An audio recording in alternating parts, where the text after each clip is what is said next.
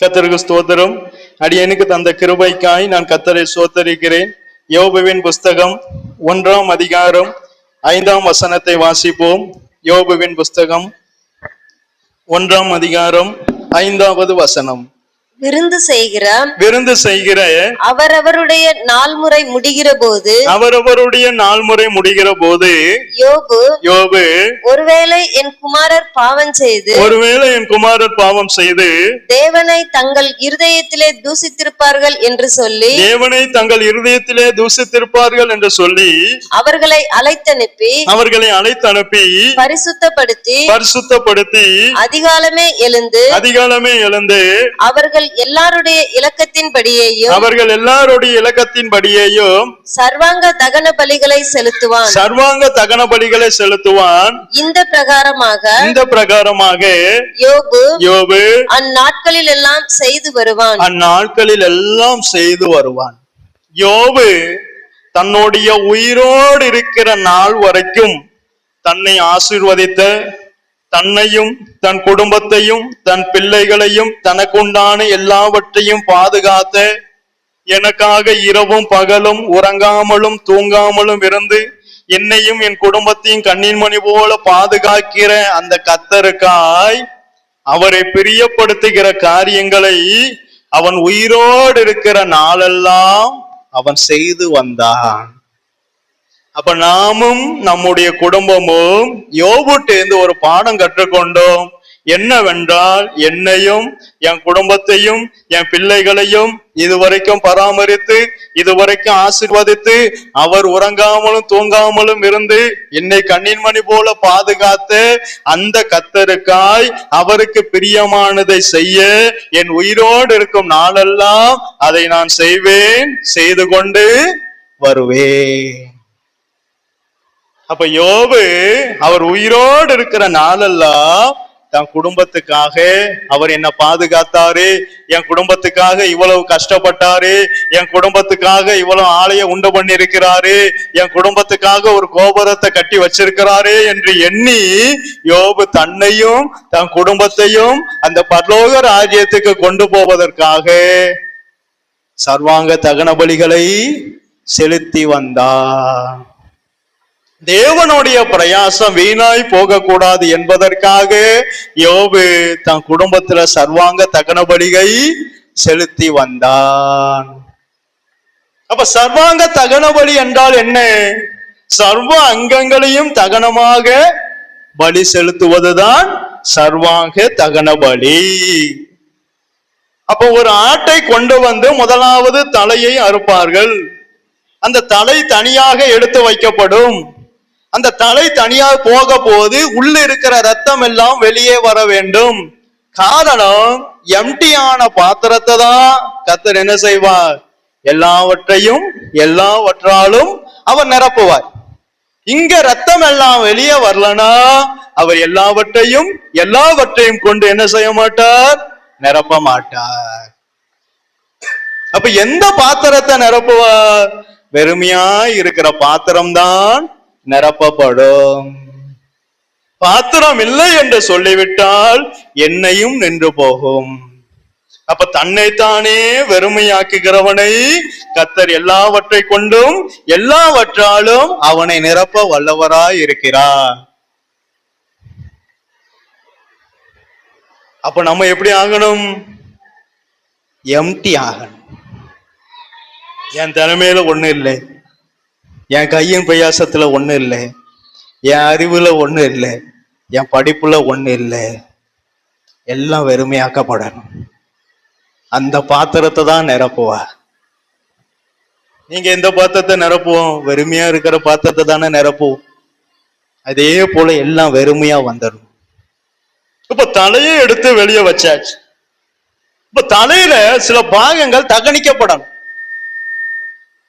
தலையில சில பாகங்கள் ஏன் தகனிக்கப்படணுமானால், தேவ ஆலோசனை நம்ம குடும்பங்கள்ல நிறைவேறும் போது இது கிரியை செய்யும்.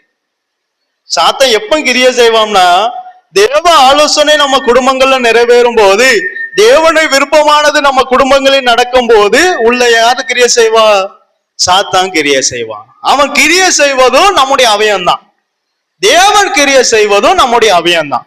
அப்ப தேவன் நம்முடைய அவயங்கள்ல கிரியை செய்யணுமானால் நம்முடைய அவயவங்கள் தகனிக்கப்பட்டதா இருக்கணும். அப்பந்தான் தேவனால நம்முடைய அவயங்களின் மூலம் என்ன செய்ய முடியும்? கிரியை செய்ய முடியும். அப்ப முதலாவது என்ன தகனிக்கப்படணும் என்று பார்த்தோம்? மூளை தகனிக்கப்படணும் என்று பார்த்தோம். ரெண்டாவது கண்ணு தகனிக்கப்படணும். அதுக்காண்டி கண்ணை கொண்டு நெருப்புல வச்சிடக்கூடாது. எனக்கு கவனமா தான் பேசணும். கண்ணு ஏன் இந்த கண்ணு அநேக குடும்பங்கள் ஆவிக்குரிய ஜீவியத்துல முன்னேறாமல் அநேக குடும்பங்களுக்கு ஆவிக்குரிய ஜீவிய நஷ்டப்பட காரணம் இந்த கண்ணு. சிம்சோன் ஆவிக்குரிய ஜீவிய நஷ்டப்பட காரணம் கண்ணுதான்.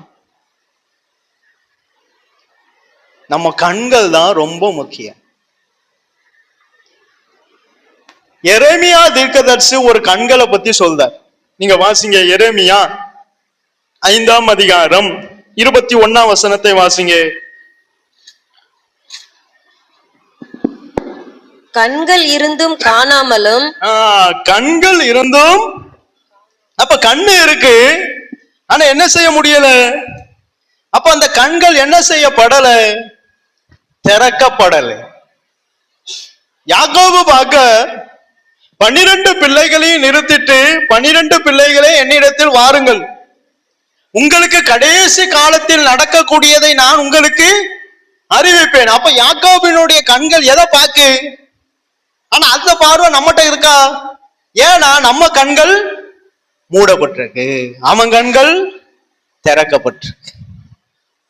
அப்ப கண்கள் இருந்து காண முடியவில்லையானால், கண்கள் இருந்தோ கர்த்தர் என் குடும்பத்துக்கு வைத்த நன்மையை, கர்த்தர் என் குடும்பத்துக்கு வைத்த ஆசீர்வாதத்தை என்னால காண முடியலை என்று சொன்னால் நமக்கு கண்ணு இருக்கு, கண்கள் என்ன செய்யப்படல?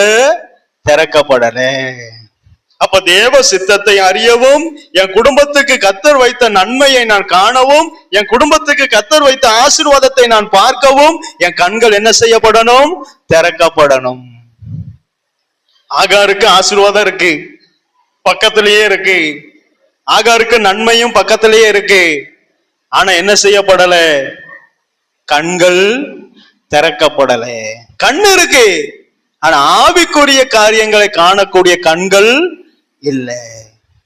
அப்ப இந்த கண்களை எது மூடுகிறது? அந்த பாட்டிக்கு யாராவது ஒருத்த தண்ணி கொடுங்க. இந்த கண்களை எது மூடுகிறது? 1 யோவான், நல்ல கவனிங்க.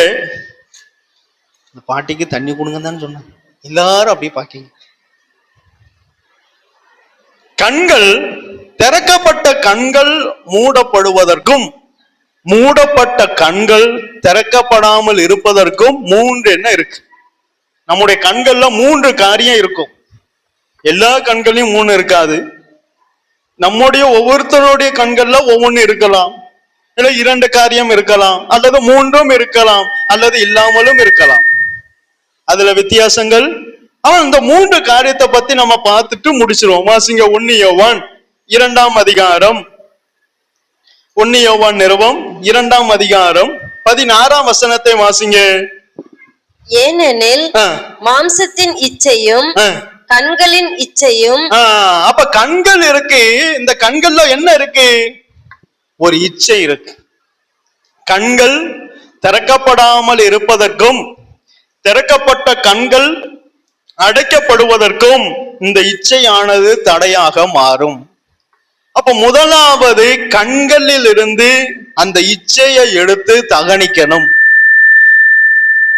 முதலாவது கண்களில் இருந்து அந்த இச்சையை எடுத்து தகனிக்கணும். 3 விதமான இச்சை இருக்கும் கண்ணுல. இந்த கண்ணை மறைக்கும். சில ஆவிக்குரிய காரியங்களை காணக்கூடாதபடிக்கு சில காரியங்கள் கண்ணை மறைக்கும். கேயாசி நல்ல ஆவிக்குரிய, அவனுக்கு நல்ல ஒரு எதிர்காலத்தை வச்சிருந்தார். யாரு? கர்த்தர் கேயாசிக்கு நல்ல ஒரு எதிர்காலத்தை வச்சிருந்தார். ஆனா அந்த எதிர்காலத்தை அவனால அடைய முடியல. காரணம் என்னன்னு தெரியுமா? இந்த கண். வேற ஒண்ணும் இல்லை, வேற ஒண்ணும் செய்யல, இந்த கண்ணு தான் காரணம். ஆனா நல்ல எதிர்காலத்தை வச்சிருந்தார், அவனுக்கு வேண்டி நல்ல ஒரு ஆசீர்வாதத்தை வச்சிருந்தார். ஆனா அந்த ஆசீர்வாதத்தை அவன் காணக்கூடாதபடிக்கு, அதை அடையக்கூடாதபடிக்கு இந்த கண்ணானது அவன் எதிர்காலத்தையே கெடுத்துட்டு. கேயாசினுடைய கண் என்ன செஞ்சது? அவன் கண்ணை நாகமான் கொண்டு வந்த பொருள் மறைச்சிட்டு. எலிசா ஜெபம் பண்ணி கஷ்டப்பட்டு ஜெபம் பண்ணி திறந்து கொடுத்த கண்ணு.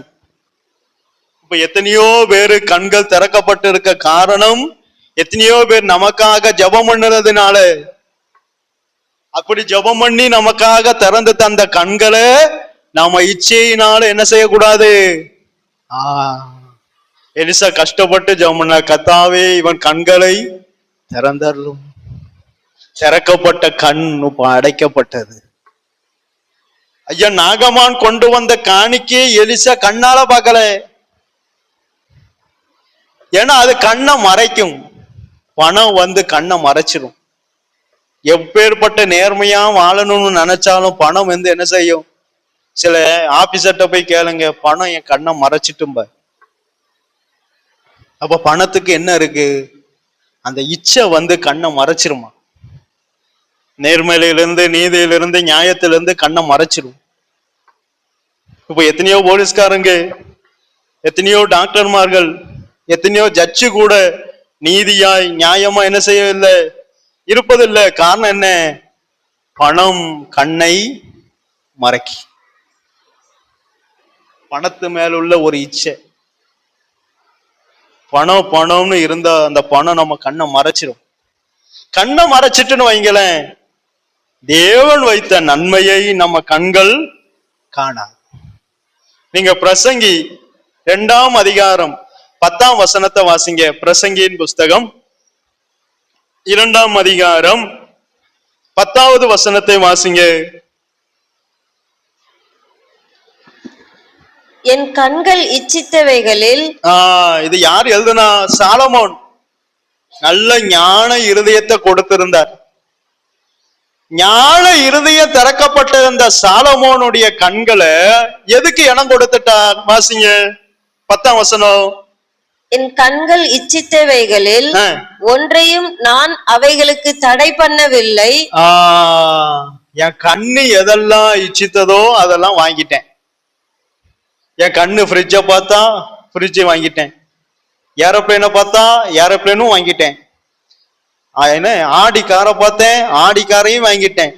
BMW காரை பார்த்தேன், அதையும் நான் வாங்கிட்டேன். என் கண்ணு இச்சித்த ஒன்றையும் நான் வாங்காம விடல.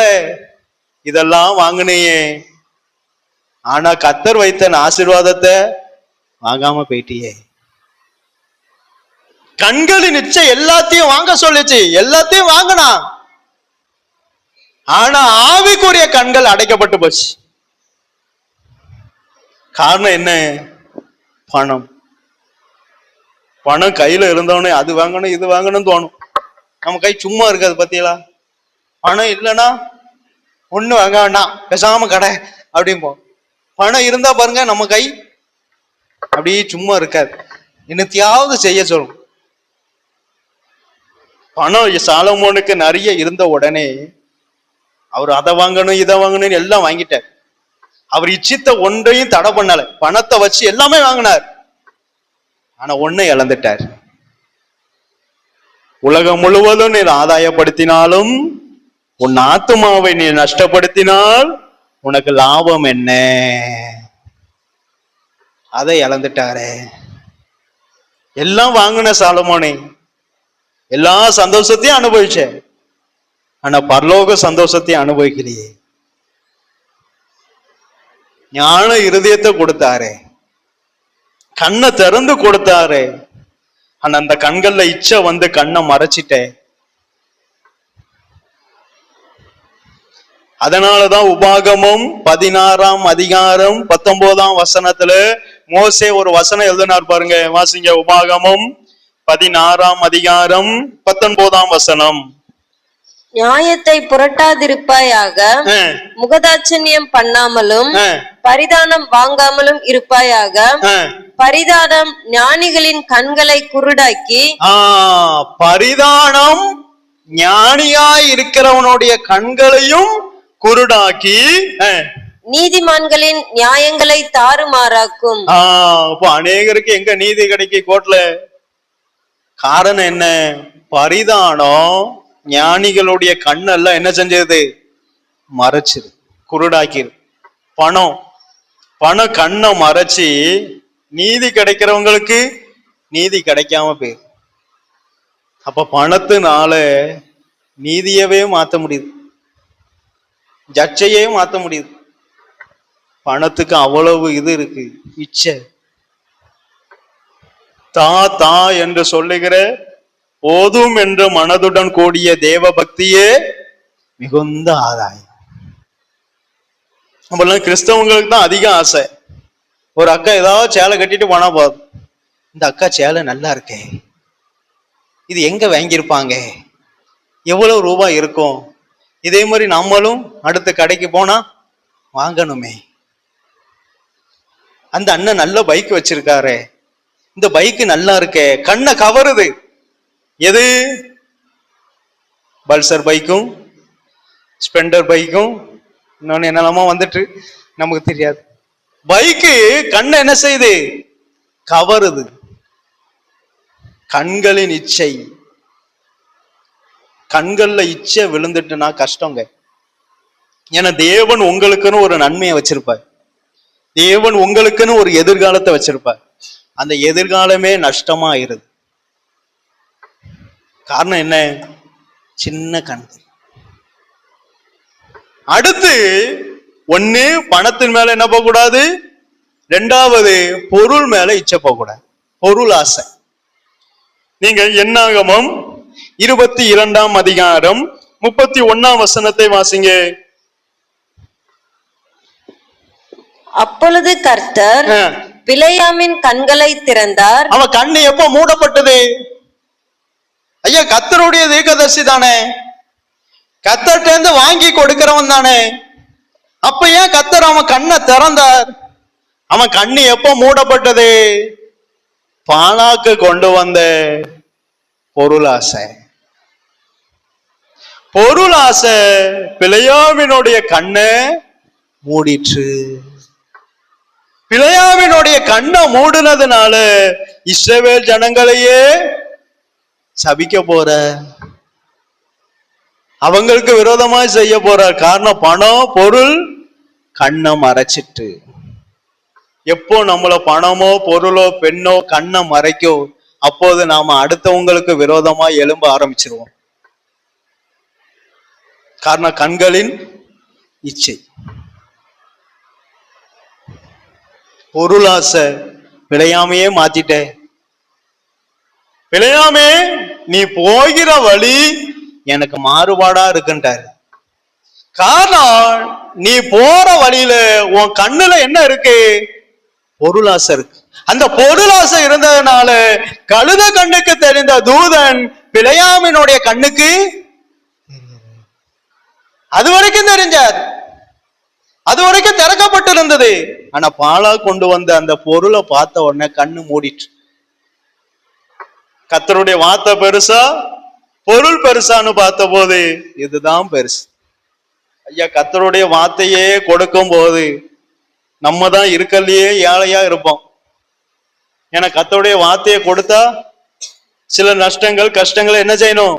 அப்ப நம்ம முன்னேறணுமே என்று சொல்லி சில பணத்து மேல, இவங்க காணிக்க மேல, அவங்க காணிக்க மேல நம்ம ஆசை வச்சிட்டோன்னு வைங்களேன், கனெக்ஷன் பேரு. கர்த்தர் என் பக்கத்திலேயே இருந்தாலும் தெரியாது. அது வரைக்கும் என் கண்ணுக்கு தெரிஞ்ச கர்த்தர், அதுக்கப்புறம் தெரியல. கழுத கண்ணுக்கு தெரியுது, அது கண்ணுக்கு தெரிஞ்ச அது ஓரமா போகுது. ஆனா பிலேயாமினுடைய கண்ணுக்கு தெரியல. கர்த்தர் பிலேயாமினுடைய கண்ணை இச்சை என்கிற ஒன்று வந்து மூடிற்று. அப்ப நம்ம கண்ணு தகனிக்கப்படணுமானால் அந்த கண்ணுல இருக்கிற இச்சை என்ன செய்யப்படணும்? சாம்பலாம். அப்பதான் நம்முடைய கண்கள் புறா கண்ணா மாறும். புறா கண்ணுக்கும் மற்ற பறவை கண்ணுக்கும் என்ன இருக்கும்? வித்தியாசம். தண்ணீர் நிறைந்த கண். சோலமித்தியா சொல்லுவா, என் நேசருடைய கண்கள் தண்ணீர் ஓரமாய் இருக்கிற புறா கண்களை போல் இருக்கிறது. அவ கண்ணு எப்போதும் நம்மளை பார்க்கும்போது கண்ணீரோட தான் பார்க்கும். அந்த கண்ணை வச்சுதான் பேதுரு உடைஞ்சார். மறுதளித்தவனே அன்பாய் பார்த்த இயேசு, அதான் இயேசு. அவர் கோப்பா ஒருவரும் இல்லை. அப்ப ரெண்டாவது, நம்முடைய கண்கள்ல என்ன இருக்கக்கூடாது? பொருள் ஆசை இருக்கக்கூடாது. உங்களுக்கு என்ன தேவையோ அதை கத்தர் அந்தந்த டயத்துல என்ன செய்வார்? கண்டிப்பா தருவாருங்க. நம்ம உடனே எல்லாம் வாங்கிடணும். ஏரோப்ளேன் பறந்து போனாலும் ஏரோப்ளேனை உடனே வாங்கிடணும். ஹெலிகாப்டர் பறந்து போனாலும் ஹெலிகாப்டர் உடனே வாங்கிடணும். ஜெட்டு பறந்து போனாலும் ஜெட்டையும் உடனே வாங்குங்க.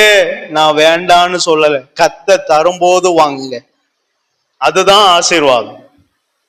நீங்களா அதை இது பண்ணி இதை பண்ணி வாங்கினீங்கன்னா பிரோஜனம் இருக்காது. கத்த தரும்போது வாங்குங்க. உங்களுக்கு எப்போ உங்க தகப்பனாருக்கு எப்போ என் பிள்ளைக்கு என்ன கொடுக்கணும் தெரியுமா? தெரியாது. 3 வயசு பிள்ளைக்கு அதுக்குரிய ஆகாரம் கொடுப்பாங்க. 6 மாசம் குழந்தைக்கு அதுக்குரிய ஆகாரம் கொடுப்பாங்க. இவங்களுக்கே பொல்லாதவர்களாகி இவர்களுக்கே நல்ல இவை கொடுக்கணும்னு நினைக்காங்களே, பரமபிதா தரமாட்டாரா? உங்களுக்கு இந்த டயத்துல இந்த பைக்கை கொடுக்கணும்னு கத்தர் வச்சிருப்பார். அந்த டயத்துல யார் மூலமாவது தருவார். அவரால் முடியும். அவரால் முடியும். அவரால் கூடாதது. நான் எத்தனையோ நாள் சைக்கிள் தான் ஓட்டிட்டு இருந்தேன். எனக்கும் ஆசைதான். எல்லாம் பைக்ல போவான். நம்ம கால் வேற வலிக்கும். கத்தாவி பைக்கே கிடைக்காதா? சரி, நான் அழுது இருக்கேன் கால் வலியில. காலையிலேயே போவேன். நம்ம காலையிலேயே போன ஒப்பிடாது. காலையிலேயே முலட்டி போவேன். முலட்டி அழுதுட்டே சில நேரம் அழுது இருக்கேன். பைக்கே கிடைக்காது. அதுக்கப்புறம் தான் பைக்கு தந்தேன். அவர் எந்த பைக்கை தராரோ அதுல நம்ம என்ன செய்யணும்? சந்தோஷப்பட்டுக்கணும். நான் இந்த பைக்கெல்லாம் கேட்டேன், கத்தர் எனக்கு இந்த பைக்கை தந்துட்டாரே. நீர் என்ன கத்தர் தந்ததே பெருசு. கத்தர் நமக்கு இந்த ஸ்கூட்டியாவது தந்தார, அதே பெருசு. இல்ல நம்ம போய் என்ன செய்வோம்? கத்தட்ட நான் இந்த பைக்கெல்லாம் கேட்டேன், இந்த பைக்கு வாங்கி தந்திருக்கிய. பெற்றோர் என்ன செய்யாதீங்க, அவங்களுடைய நிலைமையை அனுசரிச்சு நீங்க வாழணும். பெற்றோருடைய கஷ்டத்தை அனுசரிச்சு நீங்களும் நடந்துக்கிடணும், வாழணும். அவங்கள்ட்ட வருமானம் இருக்கும்போது அவங்களுக்கு வாங்கி தருவாங்க. வருமானம் இல்லாம கூடோ கஞ்சம் என்ன செய்யணும்? அவங்க கூட சேர்ந்து குடிச்சுக்கிட்டு அமைதியா இருக்கணும். நீங்க வற்புறுத்தி கேப்பிய உடனே அவங்க என்ன செய்வாங்க? இவனுக்கு வேற வேலையே. அவங்க தான் கஷ்டப்படணும் கடைசி. அவங்க நிலைமைய பாருங்க. முதலாவது உங்களுடைய பெற்றோருடைய நிலைமை உங்களுக்கு தெரியணும். அவங்களுக்கு எந்த அளவுக்கு வருமானம் இருக்கோ அந்த வருமானத்துக்குள்ளதான் நீங்க கேட்க வேண்டியது இருக்கணும். இப்ப 5000 ரூபாய் வருமானம்னா 50,000 ரூபாய் ஏரோப்ளேனை கேட்க கூடாது. அதுக்கு தகுந்தாற் போல என்ன செய்யணும்? அவங்க என்ன சொல்லுவாங்க? எனக்கு ரூபாய் வரும்போது வாங்கி தரம்பான்னு சொல்லுவாங்க. அவங்க கஷ்டத்தை நம்மளும் என்ன செய்யணும்? ஏன்னா நமக்கும் அதே மாதிரி கஷ்டம் வரும்போதுதான் நமக்கு சும்மா போட்டு தொந்தரவு பண்ணக்கூடாது. எனக்கு அதை வாங்கித்தா, இதை வாங்கித்தான், ஜெட்டு வாங்கித்தான், அந்த மேல போது பாரு, அதை வாங்கித்தா. உடனே சில பெற்றோர் கேட்போம், அது எவ்வளோப்பா? ஏன்னா அவங்களுக்கு விவரம் தெரியாது. அது எவ்வளோப்பா இருக்கும்? அவன் சொல்லுவான் 2 கோடி. யாத்தாடி, ஊரே வித்தாலும் காணாது. இச்சை, இந்த கண்களின் இச்சைக்கு நம்ம என்ன செய்யணும்? நம்மள இந்த இச்சை கண்டிப்பா நீங்கணும். அப்பந்தான் கத்தர் வச்ச ஆசீர்வாதம் தெரியும். ஆபிரகாமே நாடி இருந்தா ஆக கண்ணு மூடிட்டு, இப்ப கத்தர் அவளுக்குன்னு ஒரு வச்ச நன்மைய அவளால பார்க்க முடியல. அதுக்கப்புறம் ஆகாரின் கண்களை கத்தர் ஊற்று எங்கதான் இருக்கு?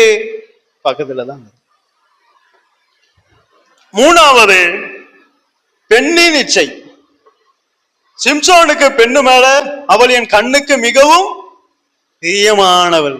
அதான் ஆப்பு. அதுலதான் ஆப்பு இருக்கு. அதுலதான் என்ன இருக்கு? ஆப்பு இருக்கு. அதுதான் ஆப்பும் வச்சது. அப்ப மூணாவது என்ன ஆசை இருக்க கூடாது? பெண்ணின் மேல இச்சை. இந்த மூணும் நம்ம கண்ணை விட்டு நீங்க, அப்பதான் நம்ம கண் திறக்கப்பட்ட கண். கடைசியா நீதிமொழிகள் 23ஆம் அதிகாரம் கடைசியான மணிபாகம் 4ஆம் வசனமும் 5ஆம் வசனமும் வாசிங்க. அப்ப முடிக்க போறான், இன்னைக்குதான் சீக்கிரம் முடிக்க போறான் அப்படின்னு. நீதிமொழிகள் 23:4-5 வாசிங்க. ஐஸ்வர்யவனாக வேண்டுமென்று பிரயாசப்படாது. ஐஸ்வர்யவனாகிறதற்கு என்ன செய்யக்கூடாது? பிரயாசப்படக்கூடாது. கர்த்தருடைய ஆசீர்வாதமே எதை தரும்? நம்மளா ஐஸ்வர்யம் ஆகணும், பணக்காரனா ஆகணும், அவனை விட மேல வந்துடணும், இவனை விட மேல வந்துடணும், அவனை விட அதை கட்டிடணும், இவனை விட இதை கட்டிடணும் அப்படின்னு நினைச்சோம்னா பிரயோஜனம் இல்லை. நான் சொல்லல, வசனம் சொல்லுது. ஐஸ்வர்யவனாய் மாறுகிறதற்கு பிரயாசப்படாது. என் ஆசீர்வாதமே உனக்கு என்ன தரும்? ஐஸ்வர்யத்தை தரும். அது உனக்கு போதும். நான் தருகிற உனக்கு ஆசீர்வாதமே உனக்கு ஐஸ்வர்யத்தை தரும். அதுல ஒரு வேதனையும் கூட்ட மாட்டேன். ஆனா நீயா ஐஸ்வர்யத்தை தேடி போனா அதுல வேதனை தான் கூடும். நானா உன்னை ஆசீர்வதிச்சா அதுல வேதனை இருக்காது. நீயா ஐஸ்வர்யவனாகணும் என்று தேடி போனா அதுல வேதனை தான். கர்த்தரின் ஆசீர்வாதமே ஐஸ்வர்யத்தை தரும், அதிலிருந்து அவர் வேதனையை கூட்டார். அதுல வேதனை இருக்காது. கர்த்தர் கொடுக்கிற ஆசீர்வாதத்துல என்ன இருக்காது? வேதனையே இருக்காது. ஆபிரகாமுக்கு யார் ஆசீர்வாதத்தை கொடுத்தா? கர்த்தர் தான் கொடுத்தார். அவனா ஒரு ஆசீர்வாதத்தை எடுத்துக்கிட்டான், ஆக அது வேதனையை கொடுத்துச்சு. ஆனா கர்த்தரா ஆசீர்வாதத்தை கொடுத்ததெல்லாம் வேதனையை கொடுக்கல. அதான் மனைவி என்னது? கர்த்தர் அல்லும் ஈவு, அது ஒரு ஆசீர்வாதம். மனைவி என்பது என்னது? ஒரு பிளஸ்ஸிங். அதிலிருந்து வேதனை வராது. அதிலிருந்து என்ன வராது? வேதனை வராது. நம்மளா ஐஸ்வர்யத்தை தேடி போகக்கூடாது. ஐஸ்வர்யவன் ஆகுவதற்கு பிரயாசமே படாதீங்க. கர்த்தர் உங்களுக்கு தருகிற ஆசீர்வாதமே உங்களை ஐஸ்வர்யனா மாத்தும். அப்படிதான் வேத வசனம் சொல்லுது. வாசிங்க. ஐஸ்வர்யவனாய் மாறுகிறதற்கு பிரயாசப்படாதே, சுய புத்தியை சாராதே, சுய புத்தியை சாராதே, இல்லாமற் போகும் பொருள் மேல் உன் கண்களை பறக்க விடுவானேன். நம்ம வீட்டுல ஒரு பொருள் இருக்காது, அந்த பொருள் மேலேயே நம்ம கண்ணு போவோம். கடைக்கு போகும்போது எந்த பொருள் இருக்காது? இப்ப ஃப்ரிட்ஜ் இல்லைன்னு வைங்களேன், கடைக்கு போறோம், ஏதோ போகும் கண்ணு. இல்லாமல் இருக்கிற பொருள் மேல கண்ணை என்ன செய்யாத? பறக்க விடாது. கர்த்தர் நமக்கு எப்போ என்ன கொடுக்கணும் அவருக்கு தெரியும். உங்கள் பொல்லாதவர்களாக இவர்களே உங்கள் பிள்ளைகளுக்கு நல்ல ஈவை கொடுக்க நினைக்கும் போது உங்கள் பரமபிதா அதை பார்க்கிலும் கொடுக்காமல் இருப்பாரா? கண்டிப்பா தருவார். தருவாரா? தர மாட்டாரா? அப்ப இச்சை என்ன செய்கிறது? தேவன் எனக்கு வைத்த நன்மையை, தேவன் எனக்கு வைத்த ஆசீர்வாதத்தை நான் பெற்றுக்கொள்ளாதபடிக்கு அதை தடை பண்ணுகிறது. உங்க எதிர்காலத்தையே க்ளோஸ் ஆக்கிறது. எது? சின்ன இச்சை. எங்க கையாசிக்கு நல்ல ஒரு எதிர்காலத்தை வச்சிருந்தார், அந்த எதிர்காலமே ஸ்பாயில் ஆயிட்டு குஷ்டரோகியா மாறிட்டான். எப்படி மாறிட்டான்? காரணம் என்ன? கண்களின் இச்சை. அவன் கொண்டு வந்த காணிக்கை மேல கண்ணு போயிற்று. நம்ம கையில எத்தனை பணம் வந்துட்டு போகும், ஆனா அந்த பணத்து மேல நம்ம கண்ணு பதிய கூடாது. அக்கௌண்ட்ல பணம் நிறைய வந்துட்டு மாறும். ஐயோ நிறைய வருது, நிறைய போதணும்னா கண்ணு எதுல பதியக்கூடாது? பணத்துல பதியக்கூடாது. பதிஞ்சிட்டு சுவாலி முடிஞ்சது, கண்ணு மூடிடும். கண்ணு இருக்கும், ஆவிக்குரிய கண்ணு மூடிடும். பணம் நிறைய வரும், வர வேண்டாம்னு சொல்ல, வரட்டும், ஆனா கண்ணு அங்க போக கூடாது. வலது கை கொடுப்பதை நம்ம கொடுக்க, இவ்வளவு கொடுக்கணும்னு ஊர்கிட்டயே சொல்லிட்டு வந்துருவோம். சிலர் இவ்வளவு கொடுத்துட்டு நான் அங்க அவ்வளவு கொடுத்தேன், இவ்வளவு கொடுத்தேன். சிலர் அமௌண்டே சொல்லிடுவாங்க. இத்தனை லட்சம் அங்கே கொடுத்தேன், அதை வாங்கினார், அதில் கட்டினார், அதில் நாட்டினார், அதில் குடியிருக்கிறார். வலதுகை கொடுப்பதை அந்த ஊழியத்துக்கு உதவி செய்தேன், அதுதான் தேவநாமம் மகிமை. இவ்வளவு கொடுத்தேன் அவ்வளவு கொடுத்தேன்னு என்ன செய்யக்கூடாது, அது தேவநாமம் மகிமை கிடையாது. அப்ப இச்சை நம்முடைய கண்களை விட்டு என்ன செய்யணும், மாறணும். இரண்டாவது மத்தேயு எழுதின சுவிசேஷம் 7ஆம் அதிகாரம் நம்முடைய கண்களை மறைக்கக்கூடிய இரண்டாவது காரியம். 2ஆம் வசனம் முதல் 5ஆம் வசனம் வரை வாசிங்க. ஏனெனில் நீங்கள் மற்றவர்களை தீர்க்கிற தீர்ப்பின்படியே நீங்களும் தீர்க்கப்படுவீர்கள். யாரையும் குற்றவாளியா தீர்க்க கூடாது. இயேசுவே, இங்கே உங்களில் பாவம் இல்லாதவன் என்னில் முதலாவது, நானும் உன்னை இனி பாவம். இயேசுதான் நமக்கு மாதிரி. யாரையும் குற்றவாளியா நம்ம தீர்க்க நமக்கு என்ன கொடுக்கல, அதிகாரம் கொடுக்கல. இவன் தப்பு பண்ணுனா அப்படிங்கிறது நம்ம நல்லதான் பண்ணுவோம். நம்மளும் ஒன்னா என்ன செய்வோம், நம்ம என்னமோ நல்லதையே பண்ற மாதிரி தப்பு பண்ணவனை போட்டு அன்னைக்கு போட்டு இது பண்றது. யாரையும் குற்றவாளியாய் தீர்க்க இயேசுக்கு கூட அதிகாரம் இல்லை. இயேசு கூட அதை எடுத்துக்கிடல. அது நமக்குரியது இல்லையா. நம்ம பரிசுத்தமாய் எங்க போகணும், அங்க போய் நிக்கணும். குற்றவாளி அவன் நீதிமான்கிறது அங்க கர்த்தர் பார்த்துக் கொள்வார். நீ குற்றவாளியா தீர்க்க நம்ம யாரு, கர்த்தரா? இல்லையே. அவனை போல நம்மளும் வாசிங்க. நீங்கள் மற்றவர்களுக்கு அளக்கிற அளவின்படியே நீங்கள் ஆரம்பத்திலிருந்து வாசிங்க. ஏனெனில் நீங்கள் மற்றவர்களை தீர்க்கிற தீர்ப்பின்படியே நீங்களும் தீர்க்கப்படுவீர்கள். மற்றவர்களை நீங்க தீர்க்கிற தீர்ப்பின்படிதான் நீங்களும். மற்றவர்களுக்கு நீங்க எப்படி அழைக்கீங்களோ அப்படிதான் உங்களுக்கும் அவர் அளந்து கொடுப்பார். அடுத்து வாசிங்க 3ஆம் வசனம்.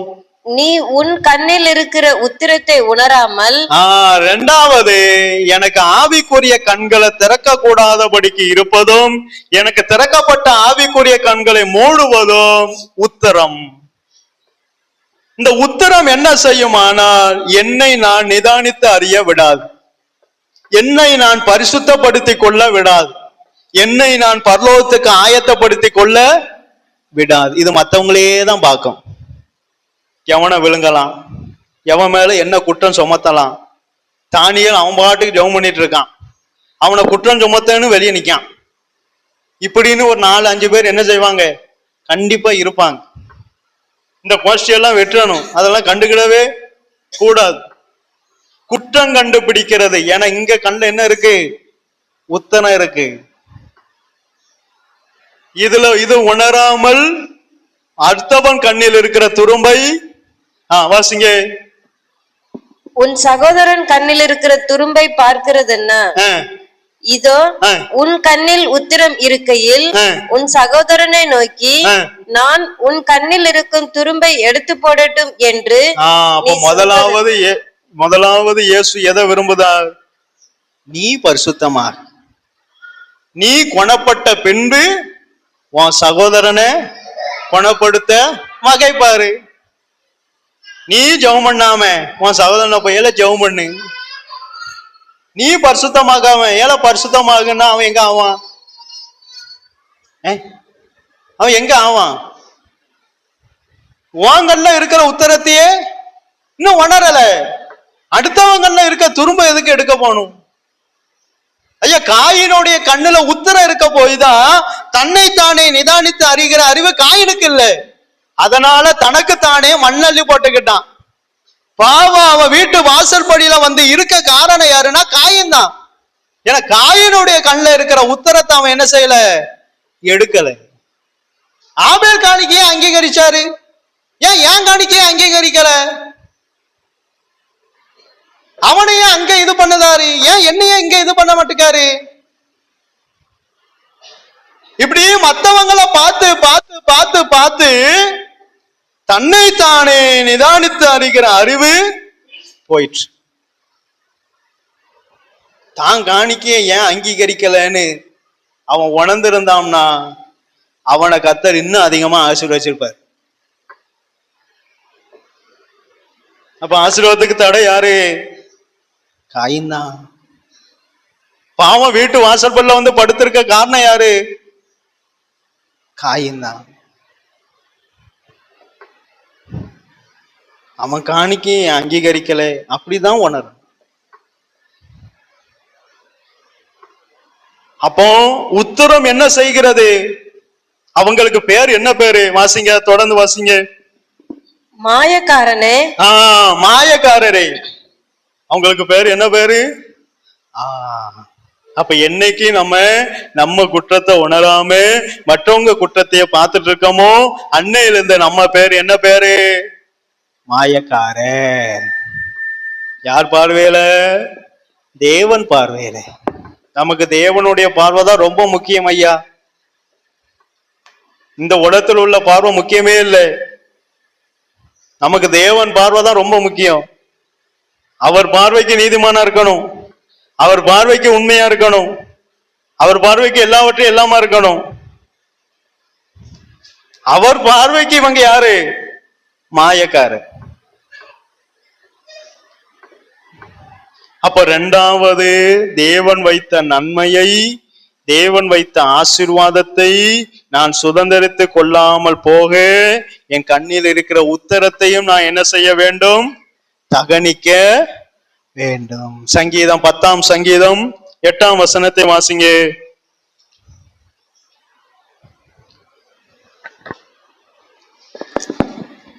சங்கீதம்.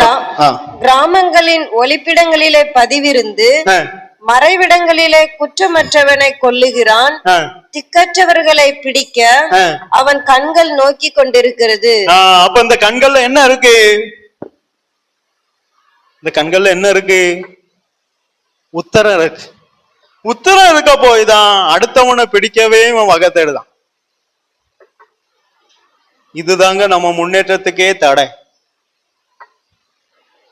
நீங்க எழுதுவியலோ எழுத மாட்டீங்களோ, ஏற்றுக்கொள்தியலோ ஏற்றுக்கொள்ள மாட்டீங்களோ, நம்ம ஆசீர்வாதத்துக்கு, நம்ம ஆவிக்குரிய ஜீவியத்துக்கு, முன்னேற்றத்துக்கு நாம் தான் தடை.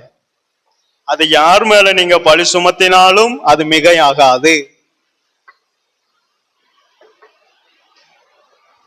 நம்ம ஆசீர்வாதத்துக்கு நம்ம தான் தடை, நம்ம ஆவிக்குரிய ஜீவிய முன்னேற்றத்துக்கு நம்ம தான் தடை.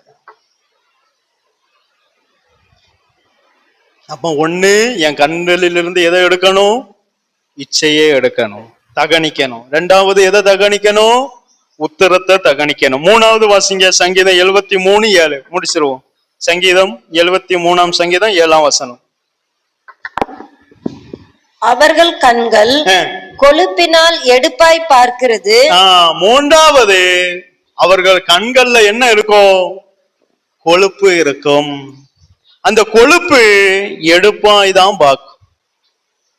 அந்த கொழுப்பு நிறைந்த கண்கள்ல என்ன இருக்காது? சங்கீதம் 36ஆம் சங்கீதம் 1ஆம் வசனத்தை வாசிங்க. கொழுப்பு நிறைந்த கண்கள்ல என்ன இருக்காதுன்னு பாருங்க. துன்மார்க்கனுடைய துரோக பேச்சு என் உள்ளத்திற்கு தெரியும், அவன் கண்களுக்கு முன் தெய்வ பயம் இல்லை. கண்கள்ல தேவனுக்கு பயப்படுகிற காரணம், கண்கள் எப்படி நிறைஞ்சிருக்கு? கொழுப்புனால நிறைஞ்சிருக்கு. கண்கள்ல கொழுப்பு இருப்பதுனால அவன் கண்கள்ல என்ன இல்லை? தெய்வ பயம் இல்லை. அப்ப நம்ம கண்கள் எப்படி இருக்கணும்? திறக்கப்பட்ட கண்ணா இருக்கணும். திறக்கப்பட்ட கண் எப்படி இருக்கும் அதை மட்டும் சொல்லிட்டு நான் முடிச்சிருந்தேன். சங்கீதம் 119ஆம் சங்கீதம் 18ஆம் வசனத்தை வாசிங்க.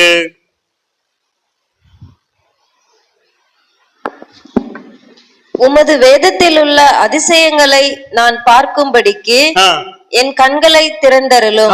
இரண்டாவது, திறக்கப்பட்ட கண் எப்படி இருக்கும் என்றால் அவருடைய அதிசயங்களை எல்லாம் அந்த கண்கள் காணும். அதனால்தான் இயேசு சொன்னார், உங்கள் கண்கள் காண்கிறதினாலும் உங்கள் காதுகள் கேட்கிறதினாலும் அவைகள் பாக்கியம் உள்ளவைகள் என்று சொன்னார். அப்ப நம்முடைய கண்கள் எதை பார்க்கணும் என்றால் வேதத்தில் உள்ள அதிசயங்களை காணணும். அவர் நமக்காக செய்கிற அதிசயங்களை பார்க்கணும். அதுக்கு நம்ம கண்கள் எப்படி இருக்கணும்? திறக்கப்பட்ட கண்ணா இருக்கணும். இரண்டாவது திறக்கப்பட்ட கண் எப்படி இருக்கும்? சங்கீதம் 25ஆம் சங்கீதம் 15ஆம் வசனத்தை வாசிங்க. என் கண்கள் எப்போதும் கர்த்தரை நோக்கி கொண்டிருக்கிறது. இரண்டாவது திறக்கப்பட்ட கண் எப்பொழுதும் யாரை நோக்கி கொண்டிருக்கும்? கர்த்தரையே நோக்கி கொண்டிருக்கும். மூடப்பட்ட கண்களால் ஒத்தாசை வரும் பர்வதங்களுக்கு நேராக கண்களை என்ன செய்ய முடியாது? ஏறெடுக்க முடியாது. அப்ப நம்ம கண்கள் எப்படி இருக்கணும்? திறக்கப்பட்ட கண்ணா இருக்கணும். இந்த கண்களை மூடுவது எதெல்லாம்? இச்சை, புத்திரம், கொழுப்பு. இந்த மூணும் தகனிக்கப்படணும். கண்ணு தகனிக்கப்படக்கூடாது. கண்களை கெடுக்கிற இந்த மூணும் உன் கண்களுக்கு எது இடரல் உண்டாக்கிறதோ அதை என்ன செய்யணும்? அகற்றணும். கண்ணை அகற்றக்கூடாது. இந்த கண்ணுக்கு எது இடரல் உண்டாக்குதோ, இச்சையோ உத்தரமோ கொழுப்போ, இந்த மூணுல ஏதாவது ஒண்ணு இடரல் உண்டாக்குனா அதை எடுத்து என்ன செய்யணும்? சர்வாங்க தகன பலி செலுத்தணும். இப்போ கடைசியா யோபு 42ஆம் அதிகாரம் 5ஆம் வசனத்தை வாசிங்க. சர்வாங்க தகன பலி செலுத்தின யோபுவினுடைய கண்கள் எப்படி இருக்கு? என் காதினால் உம்மை குறித்து கேள்விப்பட்டேன்.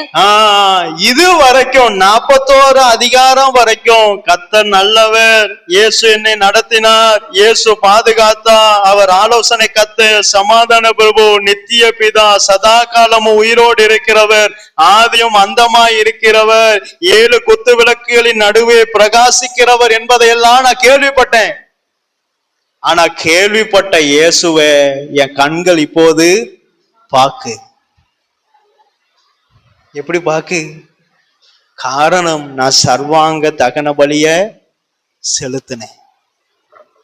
இது வரைக்கும் நம்ம கேள்விப்பட்டிருக்கோம்.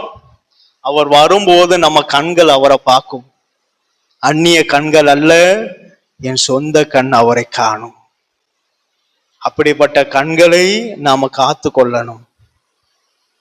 இச்சைக்கு இடம் கொடுக்காமல், உத்தரத்துக்கு இடம் கொடுக்காமல், கொழுப்புக்கு இடம் கொடுக்காமல் நம்முடைய கண்களை நம்ம காத்து கொள்ளணும். ஏன்னா இது நேசரை காணக்கூடிய கண்கள். என் மீட்பர் உயிரோடு இருக்கிறார், அவர் பூமியின் மேல் வந்து நிற்பார், நான் அவரை பார்ப்பேன். அந்நிய கண்கள் அல்ல, என் சொந்த கண்ணே அவரை காணும். இந்த கண்களுக்கு அவ்வளவு பாக்கியத்தை கொடுத்திருக்கார். இந்த கண்ணை எப்படி நம்மளை கர்த்தர் கண்ணின் மணி போல பாதுகாக்கிறாரோ, அவர் நமக்கு தந்த கண்ணை நம்ம பாதுகாக்கணும். இப்ப டாக்டர் கண் ஆஸ்பத்திரி போனா சொல்லி விடுவாங்க, கண்ணாடி போட்டு வெளியே போங்க, தூசி உள்ள போகாம பார்த்துக்கிடுங்க. சின்ன தூசி கண்ணுக்குள்ள போனா என்ன பாடுபடுதோம்? ஒண்ணு வேண்டாம், சின்ன தூசி உள்ள போயிட்டா போதும் கண்ணு.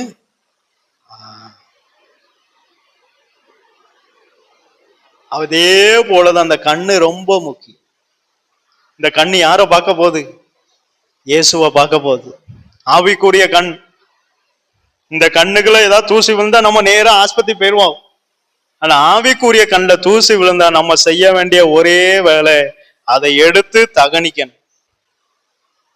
அதை எடுத்து தகனிக்கணும். அதுக்கு மருந்து எங்க இருக்குன்னா இங்கதான் இருக்கு. இதுக்கு எந்த ஆஸ்பத்திரி போனாலும் தகனிக்கப்படாது. அங்க போனா அதை எடுத்துருவாங்க. ஆனா இதை நம்ம தான் எடுத்து என்ன செய்யணும்? தகனிக்கணும். கண்கள் ரொம்ப முக்கியம். ஏன்னா என் கண் அவரை காணும்.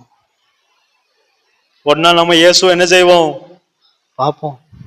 அப்ப இந்த கண்ணை எவ்வளவு தூரம் பாதுகாக்கணும்?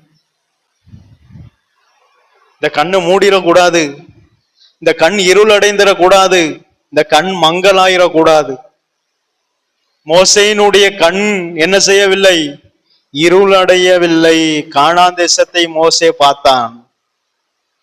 இதே போல நம்மளும் இயேசுவை பார்க்கணும். நம்ம கண் இருளடைய கூடாது. எந்த கண்? மனக்கண், ஆவிக்குரிய கண்கள். அவர் அப்பத்தை பிட்டு கொடுத்த போது திறக்கப்பட்ட கண்கள் அதன் பிறகு மூடக்கூடாது. எப்போ மூடணுமானால் அவரை பார்த்த பிறகுதான். இங்கேருந்து நம்ம சரீரம் உயிரிழந்து போகும்போது மத்திய ஆகாயத்துல அவரை பார்ப்போம். அது வரைக்கும் நம்ம கண்ணு மூடக்கூடாது. ஆணிகள் பாய்ந்த கரம், முள்முடி சூட்டப்பட்ட தலை, இதெல்லாம் பார்க்கணும். அதுக்கு நம்ம கண்ணை நம்ம பாதுகாக்கணும். இது பாக்கியம் உள்ளதுங்க. இயேசுவை பார்க்க போது எவ்வளவு பாக்கியத்தை கொடுத்திருக்க அந்த கண்ணுக்கு. இந்த பாக்கியம் யாருக்கு கிடைக்கும்? எங்க இது வரைக்கும் நம்ம கேள்விப்பட்டிருக்கோம் ஏசப்பாவை பத்தி. ஏசப்பா இப்படி, ஏசப்பா அப்படி, ஏசப்பாவை குறித்து எவ்வளவோ ஜெபம் பண்ணியிருக்கோம். அந்த ஏசப்பாவை பார்க்கணும்னா நம்ம கண்கள் எப்படி இருக்கணும்? அப்ப எவ்வளவு சந்தோஷம் இருக்கும். அப்ப அதுக்கு நான் என்ன செய்யணும்? சர்வாங்க தகன பலியை செலுத்தணும். கண்களை மூடுவோம். இன்ப இயேசு ராஜாவை நான் பார்த்தால் போதோ, மகிமையில்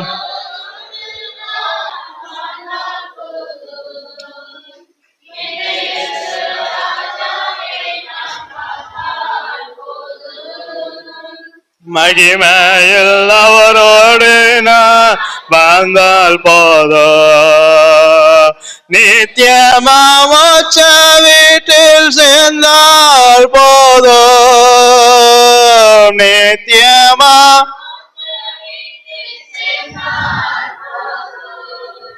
அல்லேலூயா கூட்டத்தில் நான் மகிழ்ந்தால் போதோ, அல்லேலூயா கூட்டத்தில் நான் மகிழ்ந்தால் போதோ,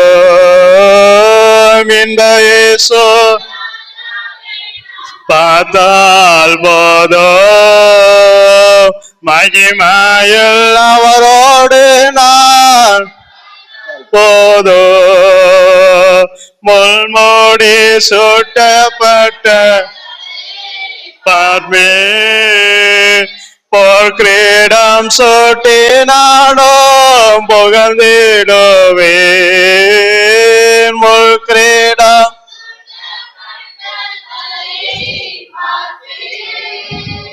போர் கிரீடம் சூட்டி நானும் புகழ்ந்திடுவேன். வாரினால் அடிபட்ட முதுகை பார்ப்பேன், வாரினால் பார்ப்பேன்.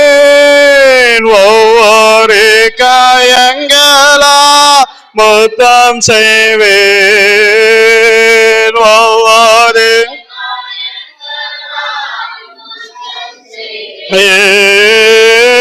இன்ப இயேசு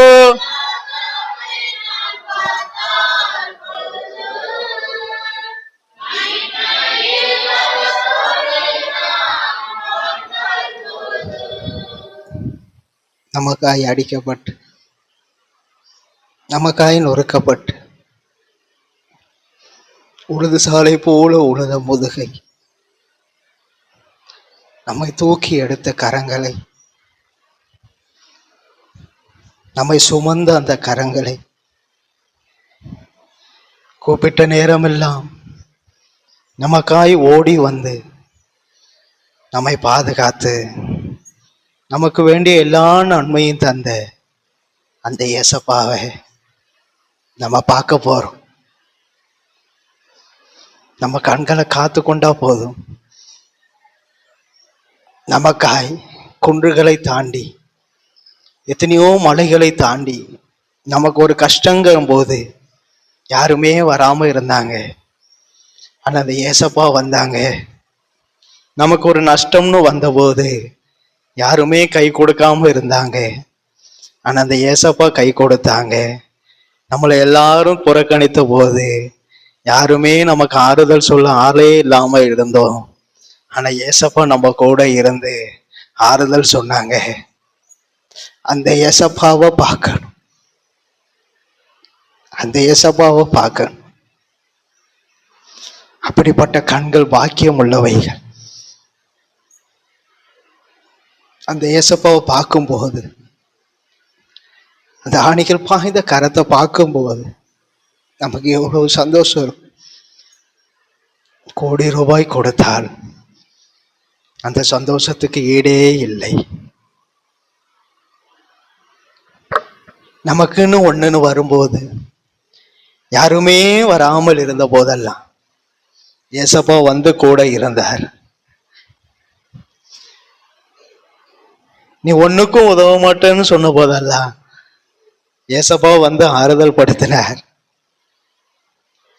உனக்கு ஒண்ணுமே கிடைக்காது என்று சொன்ன போதெல்லாம் ஏசப்பா கூட இருந்து சமாதானம் தந்தார். இதெல்லாம் தந்த இயேசுவை நம்ம பார்க்கணும்ல.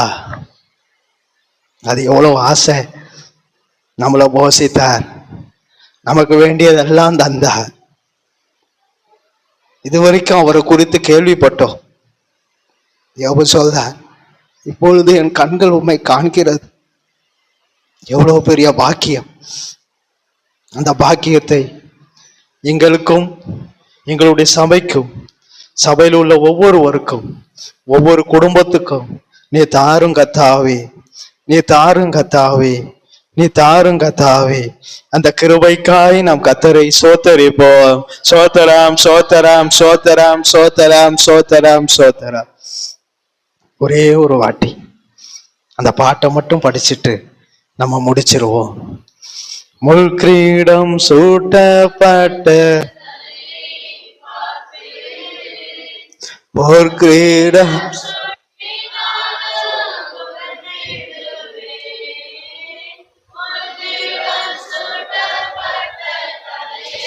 பார்ப்பே, போர் கிரீடம் சூட்டி நானும் புகழ்ந்திடுவே. மாறினால் அடிபட்ட மாறினால் அடிபட்ட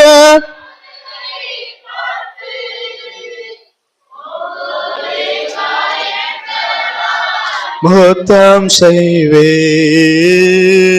ஒவ்வொரு காயங்களா முத்தம் செய்வே. எத்தனையோ தரம் நான் தனித்து நின்ற போதெல்லாம் என் கூட இருந்தார். அந்த இயேசுவை பார்க்கணும்னு எனக்கு ஆசையா இருக்கு. எல்லாரும் தள்ளுனாங்க, ஆனா என் கூட இருந்து எனக்கு ஆறுதல் தந்தார். அந்த இயேசுவை பார்க்கணும்னு ஆசையா இருக்கு. எல்லாரும் நான் விழுந்து கிடந்த குழியில எல்லாரும் என்னை பார்த்துட்டு போனாங்க, ஆனா இயேசு என்னை தூக்குனார். அந்த கையை பார்க்கணும்னு எனக்கு ஆசையா இருக்கு. எத்தனை பேருக்கு ஆசை?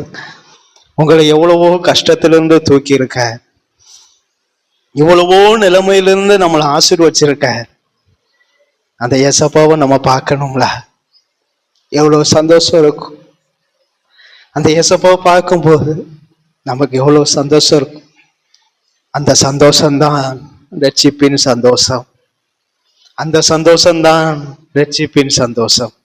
அப்படிப்பட்ட சந்தோஷத்தை கர்த்தர் நமக்கு தந்திருக்கிறாரே, அந்த கிருபைக்காய் நாம் கர்த்தரை சோத்தரிப்போம். சோத்தராம் சோத்தராம் சோத்தராம் சோத்தராம் சோத்தராம் சோத்தராம். நல்ல பிதாவே, உம்மை துதிக்கிறேன் கர்த்தாவே. இதற்குமே தகுதியில்லாத எங்களை இம்மட்டும் உம்முடைய சந்ததியை கூட்டி சேர்த்த கிருபைக்காய் உம ஸ்தோத்திரம். நீர் என கொடுத்த வார்த்தை நான் அவர்களுக்கு அப்படியே கொடுத்தேன். அதெல்லாம் நான் பூமியிலே உம்மை மகிமைப்படுத்தினேன். இன்னமும் மகிமைப்படுத்த கிருபதாரம். வந்த ஒவ்வொருவரை நீர் ஆசீர்வதையும். உம்முடைய நாமம் மாத்திரம் மகிமைப்படட்டும். இயேசுவின் நாமத்தினால் ஜெபங்கேலும் ஜீவனுள்ள நல்ல பிதாவே, ஆமென். என் ஆத்துமாவே கர்த்தரை சோத்தரி, என் முழு உள்ளமே